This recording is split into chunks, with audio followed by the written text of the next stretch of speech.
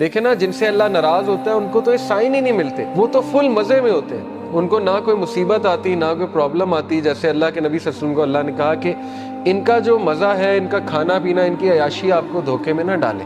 یہ اللہ تعالیٰ ان کو ڈھیل دے رہا ہے، یعنی اللہ ان سے اس حد تک ناراض ہو چکا ہے کہ اللہ ان کی کیئر ہی نہیں کر رہا. جس شخص سے اللہ ناراض ہو جاتا ہے تو پھر اللہ کے نبی نے کہا کہ پھر اللہ تعالیٰ اس کی وہ بھٹکتا رہے اور وہ جس وادی میں مرے اللہ کو اس کی کوئی فکر نہیں. یہ ہے اصل میں وہ شخص بدبخت. اور یہ کون ہے؟ وَلَا تَكُونُوا كَالَّذِينَ نَسُوا اللَّهَ فَأَنسَاهُمْ أَنفُسَهُمْ. کیا تو نے دیکھا اس کو جو اللہ کو بھول گیا تو پھر اللہ نے اس کو اس کا آپ بھلا دیا. اولئک هم الفاسقون، یہی تو فاسق ہے. تو اس لیے یہ مت سوچے کہ اللہ نے آپ کو بھلا دیا. اگر اللہ کسی کو ناپسند کرتا ہے تو اپنے قریب کیوں لائے گا؟ مجھے یہ بتائیں.